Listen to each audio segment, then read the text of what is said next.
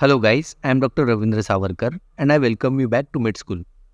This is second part of hyponatremia, which is about management of hyponatremia, where medication used in hyponatremia, guidelines to follow in treatment of hyponatremia, complications arising due to treatment, and their management is discussed. I would highly recommend to watch first part of hyponatremia so that you will understand this video easily. Link for first part is given here. Treatment of hyponatremia depends mainly on duration and magnitude of symptoms. If patient is symptomatic, then duration of symptoms is taken into account. Acute hyponatremia, which develops over less than 48 hours, needs sodium correction with hypertonic saline like 3% sodium chloride, with the goal of prevention of brainstem herniation. In chronic hyponatremia also, sodium correction is done with hypertonic saline like 3% sodium chloride, but with the goal to avoid osmotic demyelination syndrome along with sodium correction.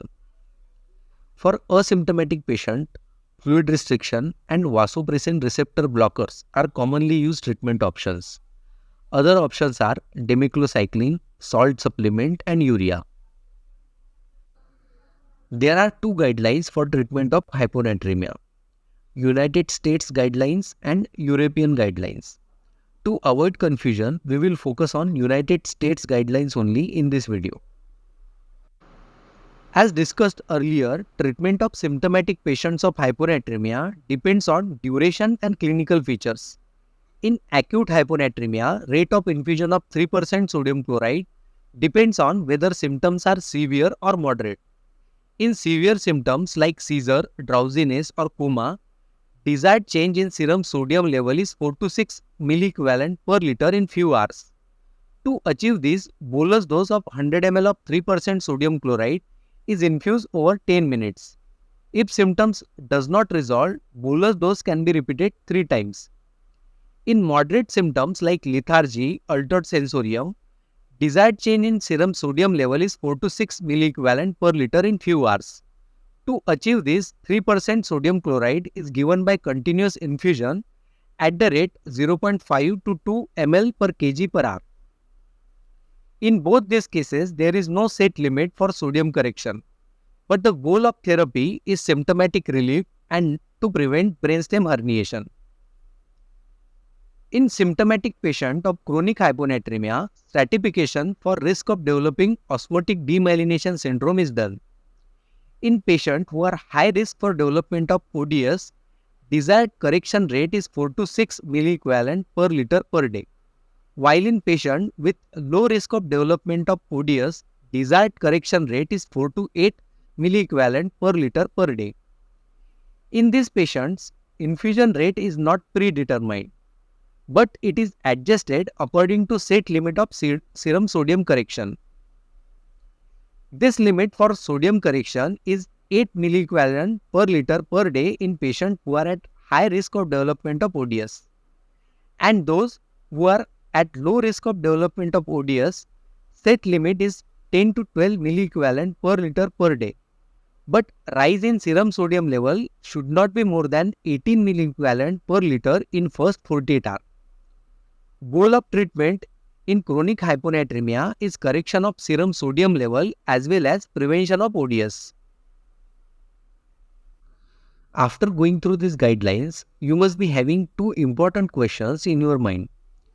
First is, who are the patients high risk for development of osmotic demyelination syndrome? And second is, how to ensure that set limit in treatment of chronic hyponatremia is not crossed.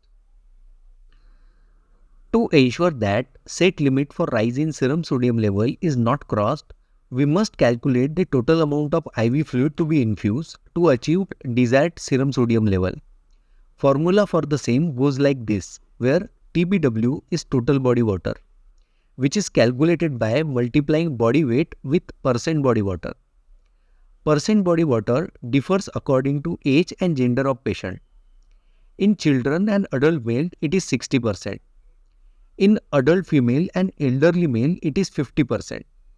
And in elderly female, it is 45%. Delta sodium is desired change in serum sodium level, which we want to achieve with treatment. Before understanding this formula with an example, let's see sodium concentration in different IV fluids.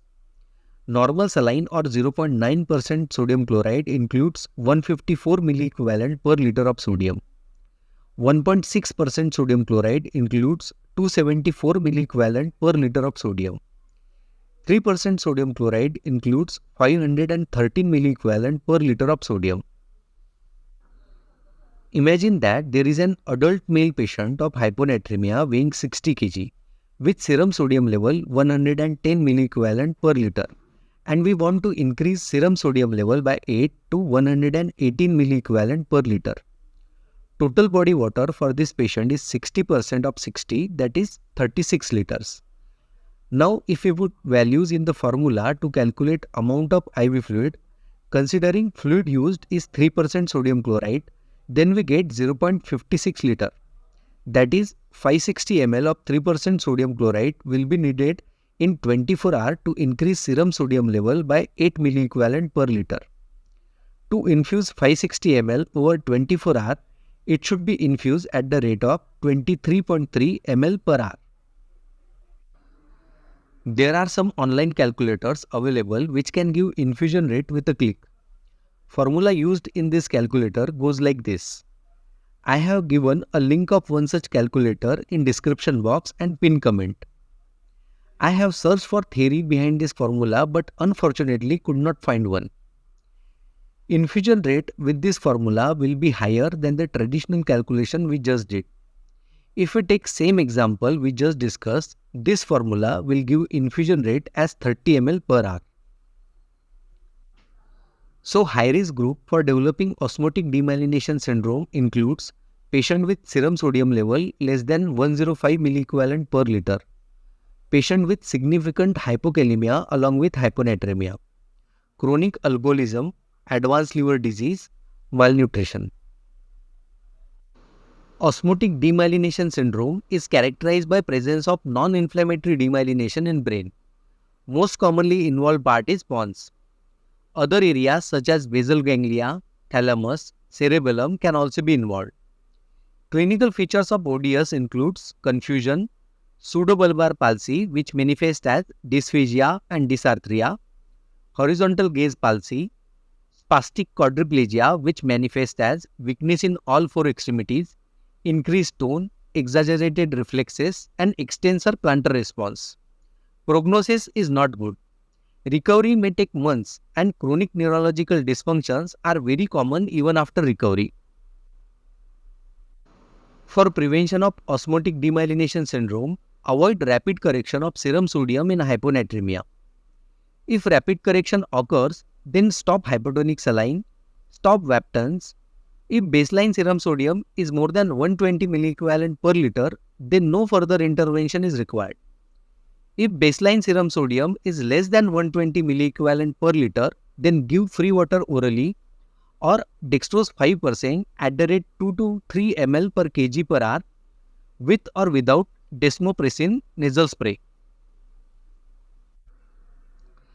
Medications used in asymptomatic patients are vasopressin receptor blockers, demyclocycline, which is an antibiotic belonging to tetracycline group.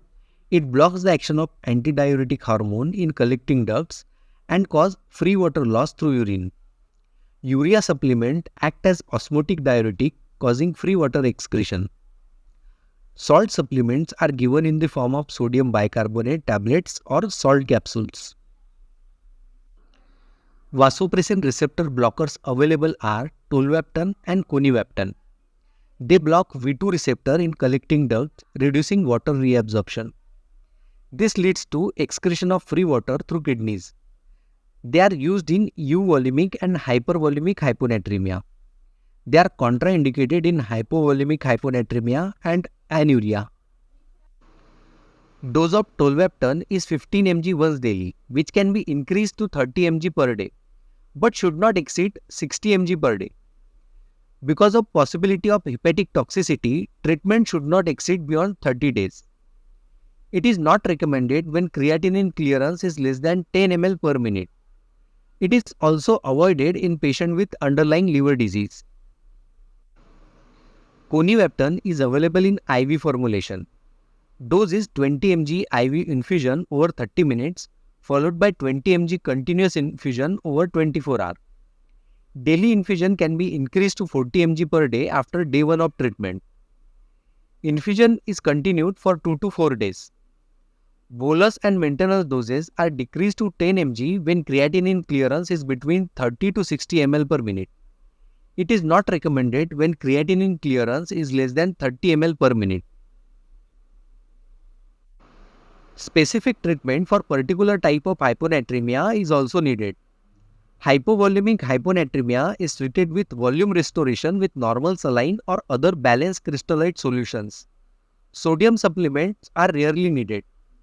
You must be thinking why sodium supplements are not required even if there is a reduced total body sodium. So answer lies in increased ADS level due to hypovolemia. When volume is restored, ADS level also reduces, which causes free water excretion through kidneys, retaining sodium from the infused fluids, which will lead to rise in serum sodium level. Euvolemic hyponatremia is best treated with fluid restriction. Vaptans are used when fluid restriction alone is not effective. Combination of loop diuretics, oral sodium chloride and fluid restriction is also used. Hypervolemic hyponatremia is best treated with loop diuretics and fluid restriction. If urine osmolarity is high, regimen of loop diuretics with IV normal saline can also be used. Vaptans can also be used. Thank you for watching this video till the end. If you have any query or suggestion, please write it down in comment section. If you like my work, please like this video and share it with your friends. To get notified about next video upload, please subscribe to the channel and hit the bell icon. Till next video, take care and keep learning.